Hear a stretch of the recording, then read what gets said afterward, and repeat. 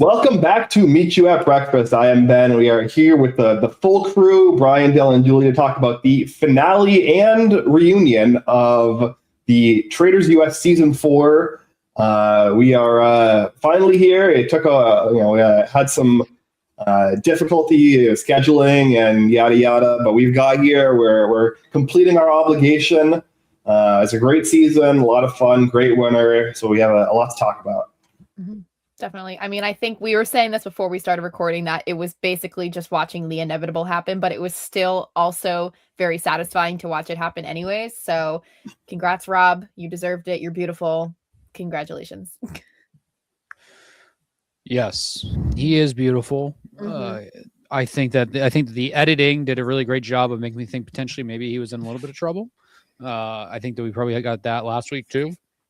Good finale, good season. Probably my favorite season. I got to let the recency bias kind of wash out before I can officially deem it my favorite season. But great season of reality TV. Reality TV is very hot right now, very, very hot. And I think that it was so hot right now. It was a great bridge for us into Survivor. But I think I don't know. Traitors is great. I'm excited for future Traitors, and I think that Rob generally is one of my all-time favorite reality players. It's like it's as simple as that for me right now. Yeah, I think really the only question is who's number one and who's number two between Suri and Rob. Like, he really played an amazing game, one of the greatest social strategy games I've ever seen. Give him his flowers, and it really never felt like he was too much up against the wall. It felt like he was cool, calm, and collective all the way through, and I was just very impressed. Mm-hmm.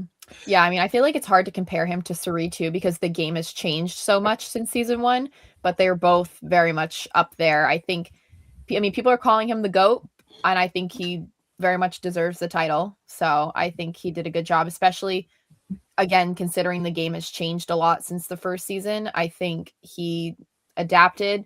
He went through the whole game. I mean, Mora's face at the end says it all. Like, yeah. Nobody suspected him. Like, people, once it got down to the wire, when there was only a handful of them to pick from, that I feel like was the only time when people were like, yeah, like, it might be Rob. And the fact that even to make it to that point and have little to nobody throw out your name, still miraculous. So. Yeah, no, I mean, like, Dylan said that he got, scared by the edit a little bit. I had complete faith the entire time. I was 100%, like, I came in with an expectation of exactly how it would play out. And we talked about this last time. I was going to say last week, but at this point it's 2 weeks ago now. The last time we recorded. I expected the Mark murder into the Johnny and Tara back-to-back kills, and then him betraying Eric at the end, and she played out exactly as I expected it to. And I think that, like, a part of that just comes down to like Rob, I think, played the season pretty close to optimally, and I think some of the more historically predictable reality TV seasons in the past. I'm thinking the BB16s of the world, right? Like, where you can kind of just predict the boot order from 4 episodes out. Usually is because there's one really, really, really good player who is just playing on paper as optimally as possible. And if you're somebody who understands how the strategy of these games works and has spent basically their entire life watching these games, you can pretty easily also figure out what their optimal plays would be, and then you can just predict what they're going to do because they also make the optimal plays. So I think that's also a part of it. And then to Brian's point, I think this could be an interesting conversation because I don't know how much there is to talk about the actual finale because we kind of already outlined what it was going to be last time, and other than being wow, Eric was so shocked he got betrayed. Wow, Maura was so flabbergasted that she got played so hard. There's not a lot to talk about strategically. It was entertaining, but I think that the conversation of who's a better player, for the U.S. franchise between Suri and Rob, I think is an interesting question. I think there's pros and cons either way.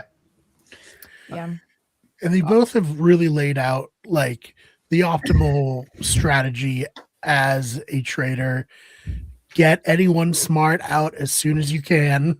Go to the end with the least, I don't want to say like these people are not smart generally, least but strategic. the less smart gameplay, the less strategic players.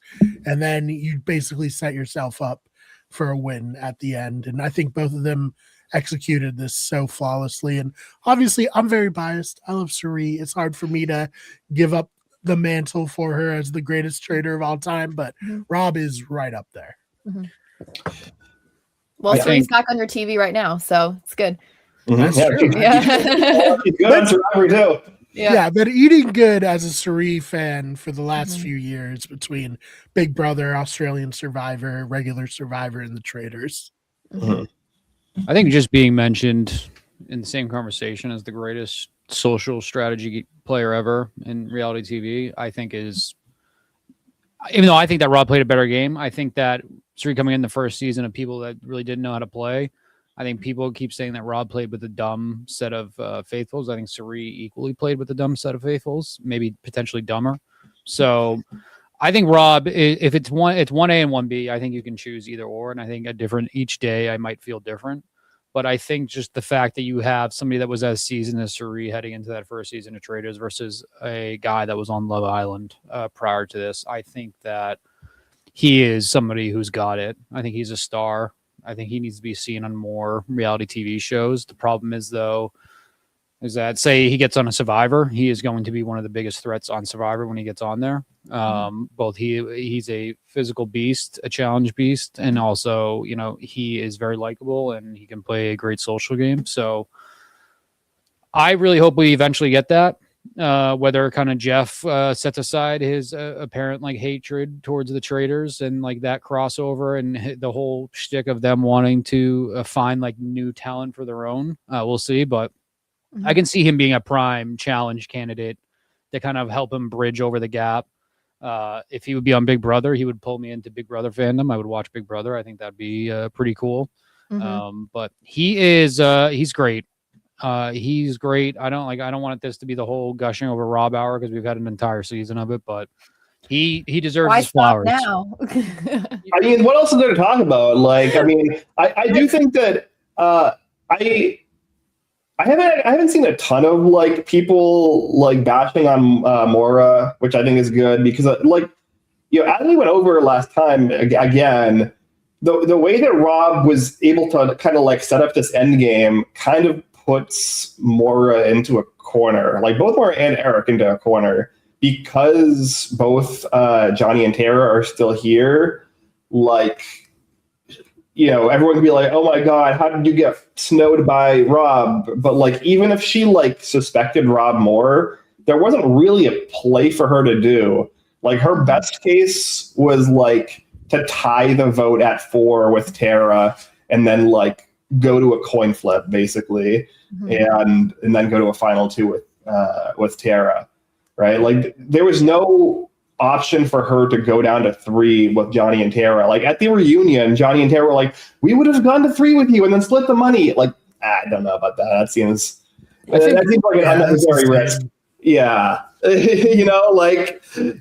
Just handing over your game to Johnny and Tara where they can just easily cut you out even if they think you're a faithful too and get 50% more money each. It's I don't know about that. It seems like an unnecessary risk to take if you're, relatively confident that that Rob is faithful. It's just a pointless kind of easy to end up as the MJ in that situation from season 2. Yeah, I mean that's basically it. Yeah, but you mean was it MJ? Yeah, it was MJ, right? Yeah, with CT and Trishelle, right? Yeah. Yeah. Her name was MJ, right? Yeah, I'm not remembering. Yeah. But I mean, Mora got a Birkin bag out of it, and I feel like that was better off. She did get the bag that he gave it to her on Watch What Happens Live the other night. Okay, good. So, yeah. He had gloves on too, I guess. Yes, he was drunk. It. Also. Yes, he was drunk also when this happened. He was very, very drunk on that.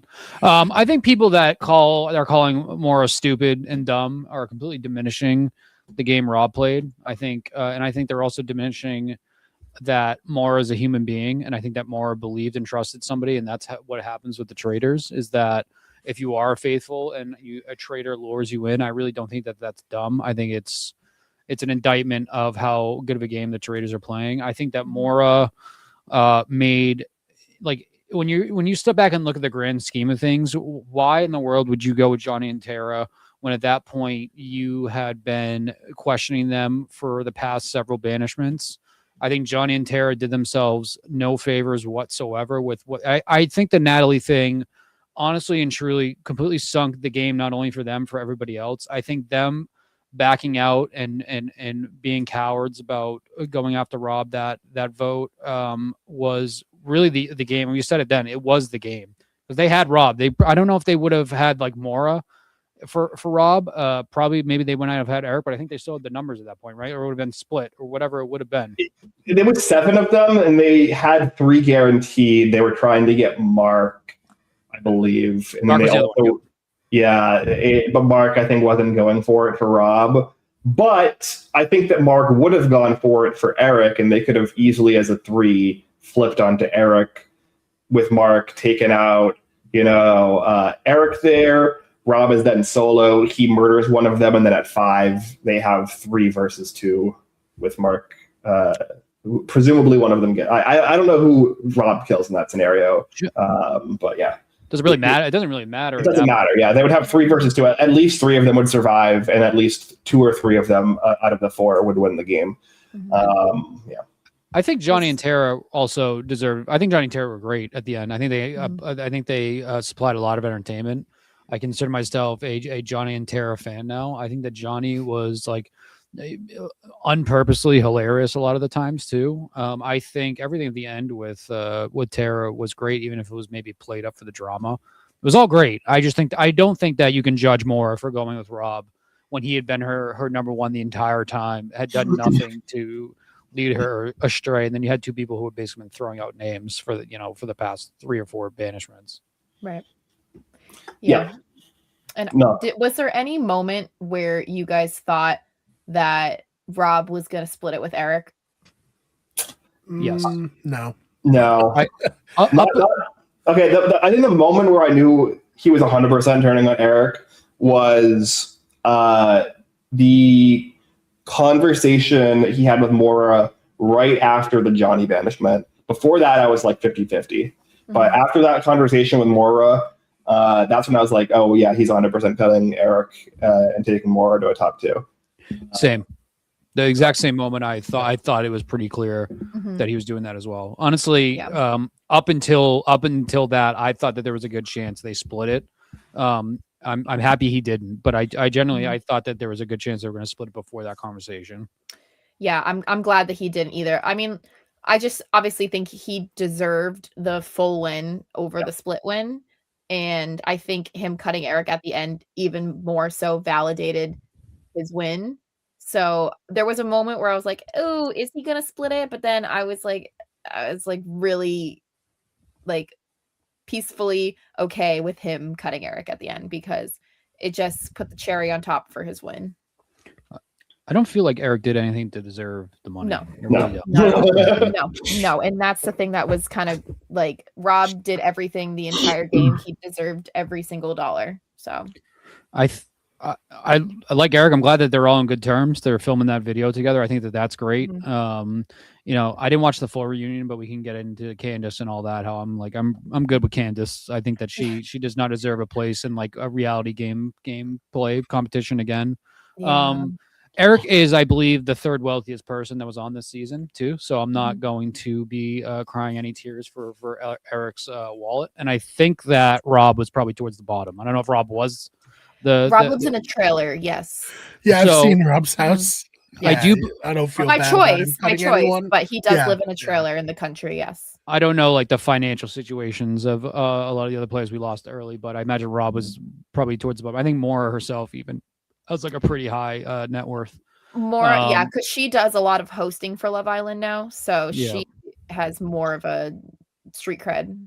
But Rob has only been in the stratosphere for the last like 2 years, so I think it's a very, very real reaction to not want to bring along somebody that doesn't need the money. to get it for yourself, especially if you see the opportunity. Because I said previously that I didn't think that Rob wanted to win alone. And if he had Eric there to be able to take him, he would have. But I don't fault him for at all what happened. I think Eric was a pretty terrible trader. I don't think Eric really helped him at all. I think, and if anything, Rob had to slightly put a detriment into his own game to keep Eric going as long as he did.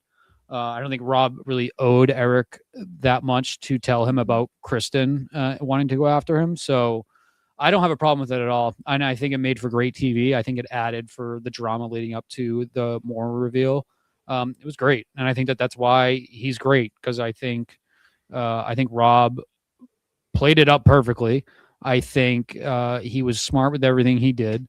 And I think I think that shows too that he was loyal to Mora. Like, even though he knew he would have to cut her in the end and betray her in the end, he wanted to go to the end with Mora and not anybody else. And I can respect that. Yeah, he kept his word to an extent. He kept his word literally to the point where he no longer could keep his word, because he is a traitor, and anybody else in that situation would have wanted to win the game and done the same. So I think that's great. I love Mora too. I really do. I love Mora. I think she was awesome this season. You know, maybe she's not the greatest strategic mind ever, but I think she played a role that was really great, which was she was in the passenger seat with Rob, but Rob could not have played this game without Mora. So that's like important to note too. Rob needed Mora to win this game. So she deserves credit there too. That's why I've hated the talk. And like you said, Ben, it actually really has not been as bad as I assumed it would be. But I hated the initial reaction that Mora was like the biggest idiot in the world. Because I think it completely pushes aside what this game is and how this game is played, and what needs to be done for the Traitors and Faithfuls to kind of like get to this point. So I'm glad that it's not as bad as I thought it was, because she seems like a very nice person, and obviously I think that she, from what she said, has some sort of trust issues with past relationships and things like that. I also saw that maybe she has done some not great things in relationships, but that's neither here nor there. But I think that's for Bombshells at the Villa to talk about. Yes. Yeah. Tune in this summer. We'll be back. Yes. Love more. I love more. But like I said, I'm glad the pushback on her was not as bad as I assumed it was going to be at first. And it was at first, unlike a lot of the forums and the chats and Reddit and all that. And I'm glad it wasn't like that on a larger scale. Yeah, no. And I'm sorry, like Maura Higgins on the same season with Colton Underwood, there needed to be no discussion about past relationships. Like no. And I think she's darling. I love Maura. I think she played with her heart, and she stuck to her guns. She stuck to her friend, and she played with trust. And that's all we can give her, at this point. She got her Birkin. She's good. She got her Birkin, and it's a good one too. It's a nice color. So she picked a good one. So I think it also, we talk about like, the Faithful being naive versus the Traitors playing well. I think there's also like a third element where like the same way that, it's not as easy to just say the cast was dumb, because the Traitors, and in particular Rob, deliberately eliminated all of the smart people as quickly as possible.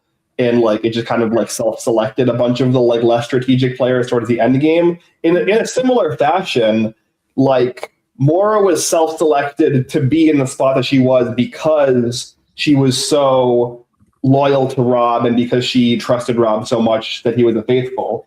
Like, she wouldn't have gotten as far as she did if she didn't like legitimately believe he was a Faithful. Like, she would have been murdered way earlier, and Rob would have picked somebody else that he thought that he could more easily snow.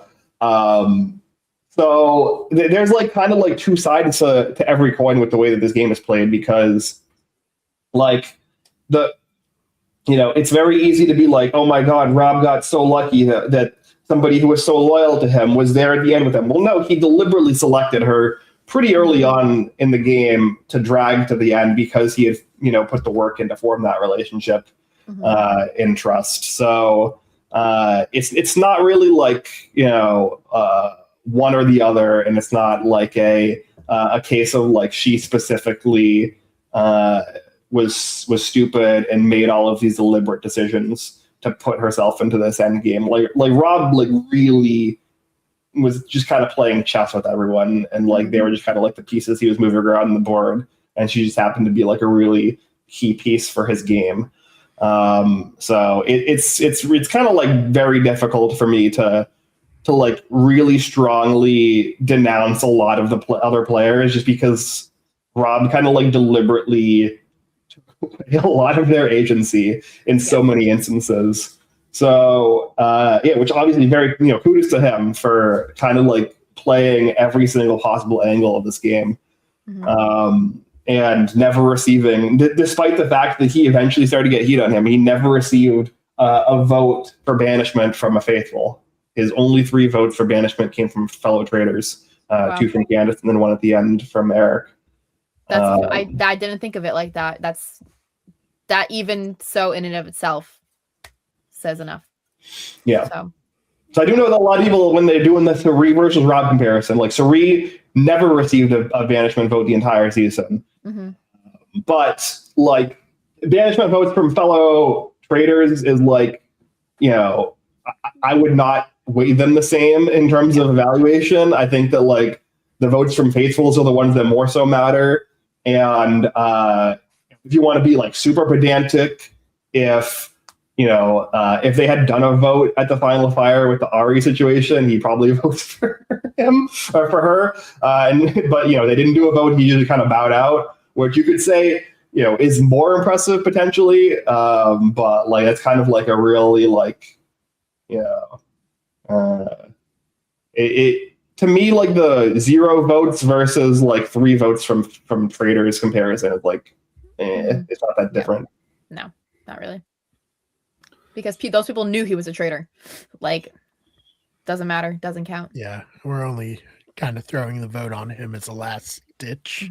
Yeah, definitely. But yeah, he deserved it. It was a satisfying win that we expected all season, but nice to watch it all pan out in the end. So it wasn't satisfying. That reunion was horrible. Oh, terrible. Yeah, no. Candace was treating it as if it was a Housewives reunion, when all they do is just accuse each other of random stuff. And I'm like it was hard to follow her, and she was just like reaching for stuff that wasn't there. And it's like, Candace, you got, own it and say you got. Lisa Rinna of all people is saying that she got. So jump on that bandwagon. Candace seems to be the only one that really is still not having like a full understanding of the game and like the aftermath of it all. I think even Michael Rappaport seems to have some sort of like he's gotten over it and has kind of embraced it for being a game. When I started seeing the clips where a majority of it was just Candace like going after Rob and still throwing nonsense, I really kind of lost most interest I had into watching the reunion, and I'm not a huge reunion watcher guy, so I didn't end up finishing it. I saw those clips and I knew it was enough. The great things about this show is I'm exposed to people that I probably otherwise never would have been exposed to, like Rob. Like Ron, for example. I think Ron, outside of Rob, is probably the person I became the biggest fan of from this season. Never really was. I didn't watch any of Ron's like comedy or anything like that. But now I'm a huge fan. Same thing with like Kristen. I thought Kristen was great. I don't know like what else she does outside of Traitors, if she does like any like reality like chef shows or things like that. But she's great. It's just like Lisa Rinna. I probably had like a predetermined like judgment of her. That was not like the right set of words, but I think that you understand what I'm saying. And I think that she was great. I think that this was generally a great cast. Even Candace, who I did not care for in the end. I think from what we got from her in the beginning, and I kind of like that brief conflict with Rob and the triangle with Lisa, I thought that was really great stuff. So casting for the celebrity seasons has been phenomenal. At least the past 2, it's been really, really good. But I am admittedly very intrigued to see where we go next season with the civilian cast. I think that it'll add a different element to this game, and I think it'll bring a more strategic element that we want, and also we'll get those messy reality stars that we all love too. So I'm very excited for that also. I hope to be one of those messy reality stars if anyone from the Traitors casting is listening. I have 5 more Give days Julia to get a my call. tape in too. Yes, give me a call. I applied 6 months ago. Thank you. We could be the Johnny and Tara. We will not let Yeah. anybody know we have a Perfect. podcast together, and then we'll Perfect. when it means literally nothing, we'll tell everybody we have a podcast. Like, together. oh, you guys are from the same state. Do you know each other? No. No. Small state, but we don't know each Yeah. other. Yeah. Oh man. Yeah. But we're holding out hope for civilian Traitors. I think it's going to bring a whole new wave of people to the show, because I think them starting it with the celebrity cast brings people to get excited about it, because it's a crapshoot when you're throwing a new reality TV show out there. But I think the fact that people got interested in it because of their favorite reality stars on the show, and like I saw a little bit of like strife, if that's the right word, with the all civilian season, because people did not like the civilians that were on season 1. I think they just had a terrible cast of civilians on season 1 that didn't really understand what they were doing. And now people know the game, they understand the game, they appreciate the game. So I think it's going to be a whole different mindset going into the civilian season. Yeah, I think it's. I mean, the civilian season does work on the UK. The UK did one celebrity season that was really good, but they primarily only do like full civilian seasons, and it works over there. Obviously, different like reality TV vibe in the UK in general, but I think that like the Traitors actually like kind of one of the rare times where the UK like really pulls off like one of these social strategy games in a really good way. I think that the Circle was probably the other example I can think of where the UK did it pretty well. And so I'm cautiously optimistic. I agree that I think that the two issues with the season 1 non-reality / celebrity people was they were not good, and just the format of doing half and half. It happens on Survivor too. It happens on Big Brother with returning player seasons. You're going to always have a hard time not having the returnees / celebrities be like the stars. They're usually going to be significantly better players because they have experience, or because they've been also self-selected by the casting process to already be in the top, 20% of the echelon of their respective shows.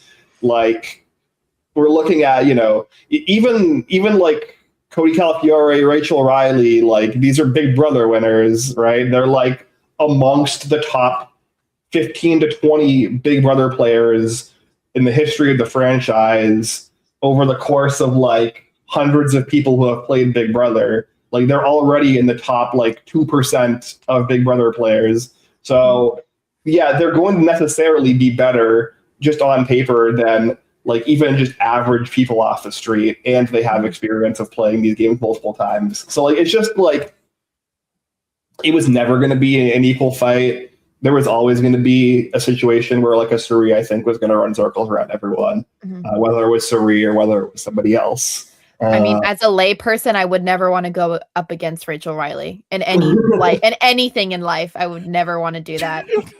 It's all right. I will respectfully bow out unless it's a hamster wheel. Then I got her. Yeah. I can't imagine ever being on the opposite side of Rachel Riley. Yeah. So the Izzy to her Suri, I'm a big fan of game over like meta, like real world, like political and social issues. But it's tough for me to imagine like a mixed season of Traitors where we have like Lisa Rinna as a traitor celebrating getting out with some like poor person that works like a minimum wage job that like really needed that money. Or like Yeah. quit their job for the chance to be on the Yeah. Traitors. I think it'll work for for an all-star type season.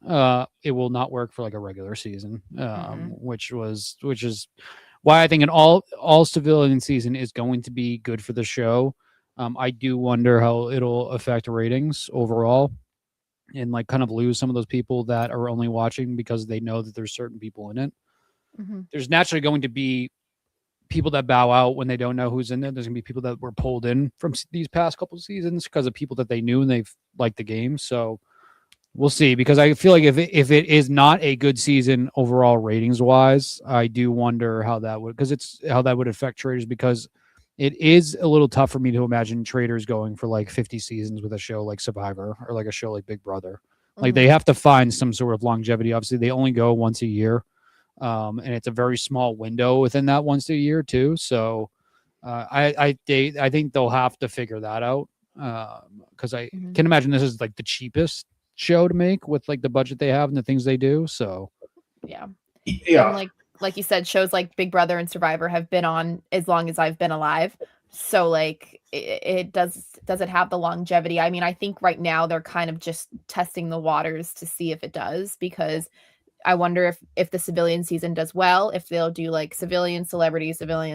Yeah. So Yeah, I think like, Peacock a few years ago said they were accepting open submissions for reality shows. I just saw a thing that Paramount is doing a similar thing. The competition reality show wars are upon us. So everyone's trying to stake their claim here.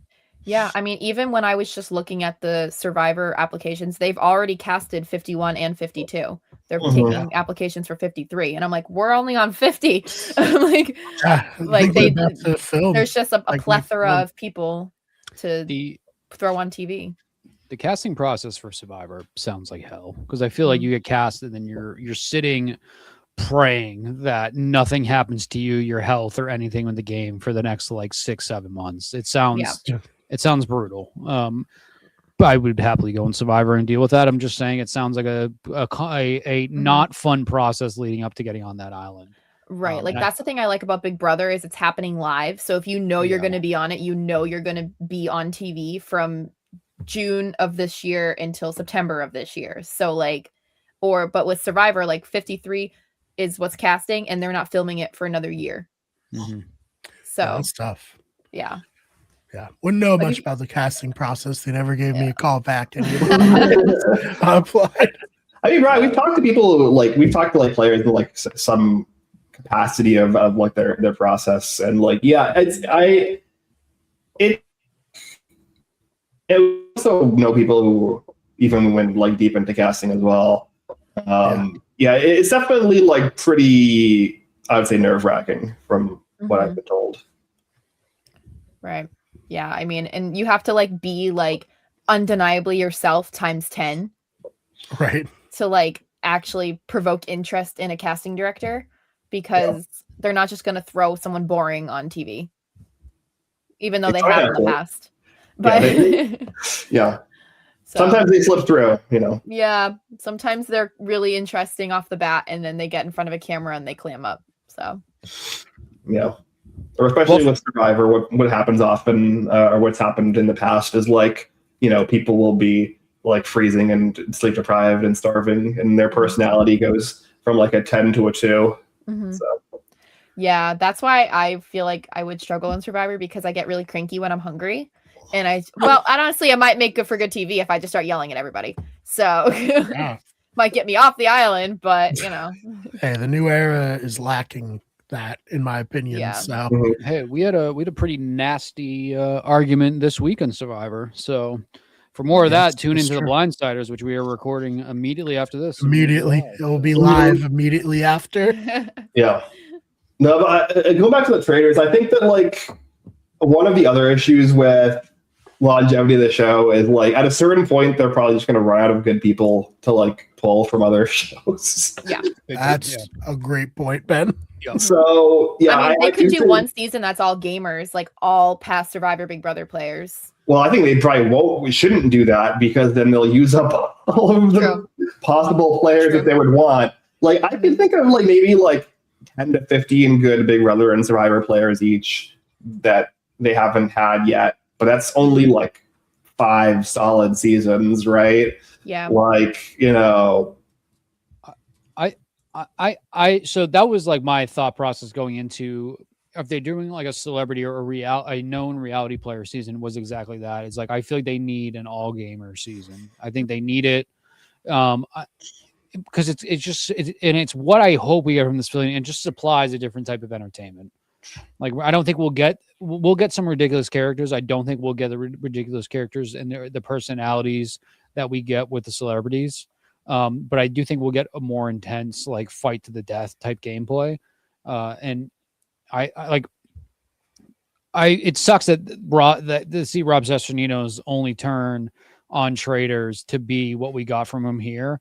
Like if we get something like a Russell Hantz or a coach that come into Traitors, like I don't want them playing with like the housewives. As funny as I think that would be and entertaining that would be, like if I'm talking about the gameplay first, I want those type of players to be playing with other gamers so we can kind of get that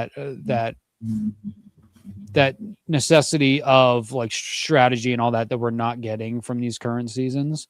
And like I said, maybe that's just not their show. Maybe that's not what they're going for. Maybe they want like kind of like the messy reality TV stuff on top of the gameplay, and that's fine. But I would like to see what that looks like though, to have an all gamer season. Definitely, yeah. Could imagine Coach playing with Lisa Rinna.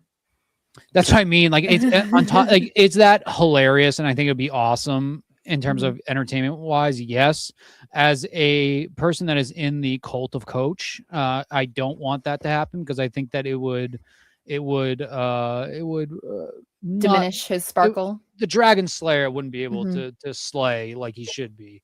You know, he needs dragon blood. He doesn't need housewife blood. So see, I think you put Coach on any season of the Traitors and make him be a traitor, put him on the turret, and you're gonna get good TV. Just the thought of it is like funny to me though. So I guess like I said, it's two different types of viewing experience. I guess I do want. Yeah. True. Put Rupert in the turret. That's what I want. Yeah. Oh, you know, that's like the perfect idea, right? Like you bring like people from the other shows who are like known for like being like heroic or like super into like caring about, you know, their image or caring about like looking noble, and then you like make them be traitors and you see what happens. Yep. Coach and Ozzy in the turret together. Oh my god. Be great. I guess the other thing I wanted to highlight about this episode, and I do think it was a very, very good finale, but it was like a lot of what happened is what we assumed was going to happen. So I guess there's really, and what I think most people assume was going to happen. So there's not overly that much to talk about. Rob jumping out of the helicopter was incredibly hot. That was just wow. It made me want to jump out of a helicopter too. As much as I think that he is a perfect specimen of a human being, I don't believe that he reached the waters in times. I think that there was some sort of funky time thing going on to make it look cool and for him to get the prize. But that's fine. Like I said, I feel that way with all the missions. I feel like the time is just like a guess. Yeah. It's crazy how they all are the very last second. Yeah. All of the ones that are only money, I feel like they're like more honest with the ones that have game implications, like in the first episode of the season with the coffins. But I definitely do think they fudge the clock when it comes to just like them earning money. Yeah. I don't think it's 10 very seconds left, Rob. You can make it, Rob. He made it. Like crashing waves and like freezing waters. He had to swim like pretty far. Yeah, so, that would have been really do that tiring. in 2 minutes. I don't think anybody other than an Olympic swimmer can do that. Yeah. I don't think they could. It was hot and it was cool, and that's all I wanted from it. So that's fine. Yep. Why does Rob on Love Island jump into the pool like Dexter? Dexter. It's very strange. Yeah. There was one part of Love Island where he like hid underneath the there was like a cover on the pool and he went underneath it and he like sat in this like 1 foot of air just so he could cry off camera. Oh my god. Yeah. Amazing. Yeah. Because they get you everywhere there. So yeah. But yeah. He's not crying anymore. No, good season. Excited for the next season. Hopefully Julia and Dylan can do their, play there without the, everyone knowing they're on a podcast together. That'd be very fun. We have 5 days. Putting it into the till universe, casting closes. speak it into existence, manifestation. Yes. Yes. One thing I think I do differently on future seasons though is I don't love the format of the reunion, especially like with this where they brought the traitors out first and like Donna Kelsey was just kind of awkwardly sitting there. Yeah. For like the entire bring them all out. Yeah, just bring them all out to begin with, or maybe talk to like maybe like the top 5 first or something like that, and then bring everyone out. Like talking to the traitors first only it feels very odd when there are traitors that go out like super early in the season. Or bring them out last. I don't like it, and I also don't understand why Andy Cohen hosts it either. Like I get enough Andy in my regular life. Like I don't know. Yeah, I guess it's Peacock affiliated and stuff, but I think he does fine. I think he tends to focus more on like the drama than the gameplay a lot of the time, which I don't love. But I think as like a host, he's all right. Yeah. Obviously, he does. He has a lot of experience with hosting, so it's not super revolutionary to say, but it would just make sense for Alan to host it. So I don't really know why he doesn't host it, but by the end of the season, he's like, "Get me away from these people." Except for Rob, he really seemed to like Rob. Obviously, Rob. I still take that this is like a performance for Alan Cummings. As great as a host, I think he is. I think he's an actor first. Yes. I think that's why. Like, I think that this is maybe it's not doing something like that is because it's so unscripted. It's just, and it's not like the Traitors is scripted, but Alan's not putting in the same kind of commentary while things are happening, like somebody like a Jeff Probst would. So I guess I can see why he wouldn't want to do that. I'm just not a big reunion guy. I feel like Andy Cohen would fight someone to the death who dares step on to like his Bravo toes too. So I think that's probably why also. Yeah, and I'm sure he has some major affiliations with Peacock too, because Peacock owns Bravo. So Daryl, Alan, best Traitors host. Actually, I don't know. Is the girl from Dairy Girls any good on the Ireland one? Does anybody watch that? The UK one, Claudia? Yeah, she's good. Yeah, she's so funny on Dairy Girls. So yeah, I like I actually like the Canadian host. I can't remember her name now. She's very like emotive and she's very funny. Like she got like kind of a dry sense of humor. I think all the Traitors hosts that I've seen have been good. Yeah. Cool. Well, yeah, I got a lot of catching up. People have been telling me I need to check out the UK version. It's on my list. Yeah, so many things to watch. I think like the Celebrity UK one is like kind of a good like intro, and then I've only seen Canada seasons 2 and 3. I've not seen Canada 1. Canada season 2 was really good. Canada season 3 was not that good. Yeah. I do want to shout out Daryl, who's in the chat again. Daryl has been tuning in for the past couple episodes, which has been always nice. So, what is her name on that?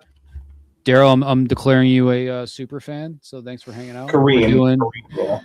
We're doing Survivor immediately after this. So tune in. Yeah. I love Canada. Oh man, I mean this is a spoilers for season 3, but I thought that the winners were like super undeserving and kind of fell into it. So I don't know. Yeah. But I think everyone misplayed. Everyone in Canada season 3 misplayed the end game. So like Traitors and Faithfuls, it didn't really matter to me either way. I don't know. Yeah, Venus was great. I'm a huge Kevin Jacobs is one of my favorite reality TV personalities of all time. He was great on Canada season 3, but it's just the like back like half to third of that game was just like so infuriating. So I don't know. Sends a chill down your spine. No, it was just like everyone playing badly and like nothing interesting happening simultaneously. So Yeah. All right. Well, anything else for this one? No. Good Oh, season. my boy Omar was great. I love Omar. I wanted Omar in season 50 really bad, but didn't get it. So I'm glad he at least got that. Jeff has said they're gonna, we're talking with Survivor 50 episode 2 next. Jeff has said that like with how people are reacting positively to season 50 so far, they're gonna hopefully do more returning player seasons. So Yeah.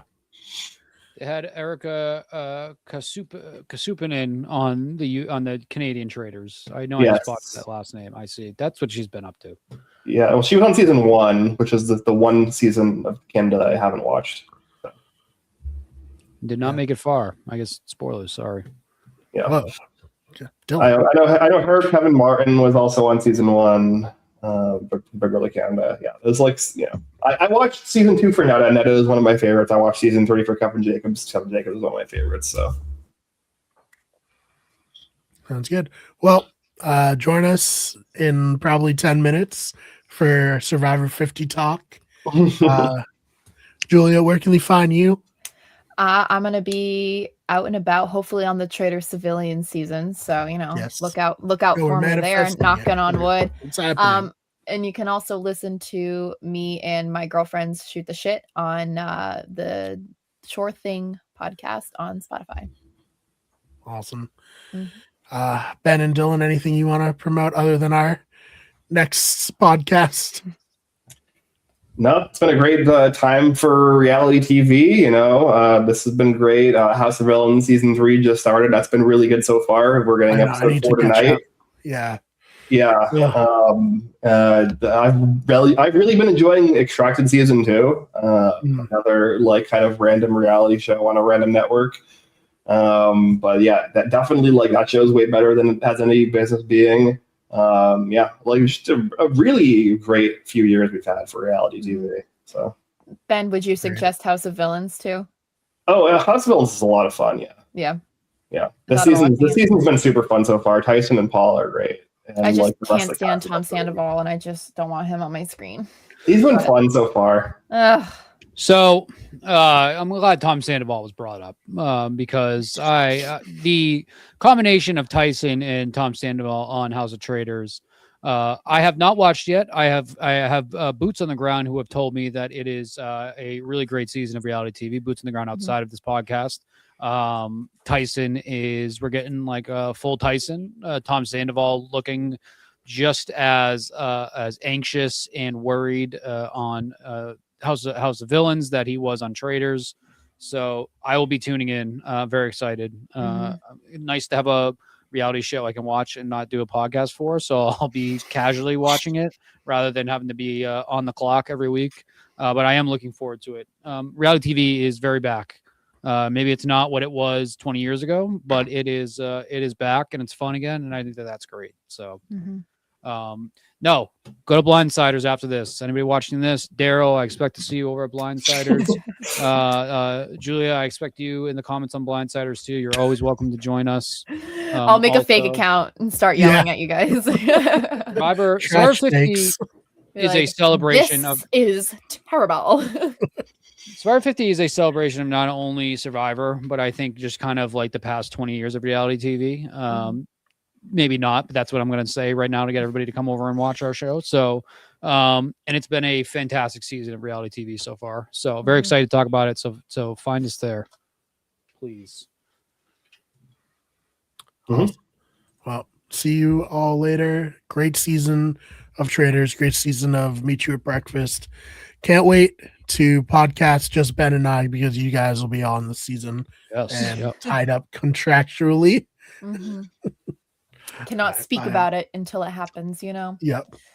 Well, I mean, I think a lot of the players have been podcasting about it. They've been doing a lot of press. Saying a lot of things that they shouldn't. But So I want to get that coach NDA where it's not a real NDA at all. So that's what you just flagrantly break it. That's what and I'm going to negotiate. Force Posting- Survivor to do something about it. Posting AI generated memes of me slaying It's like, the do Oswald something, I dragon. dare you. Yeah, very cool. We'll see you guys next year. Hopefully Julie and I are not here. We are playing. But I think this is a lot of fun. I really look forward to this. It will have a nice spring, summer, fall, but we will be back here next winter. For sure. All right.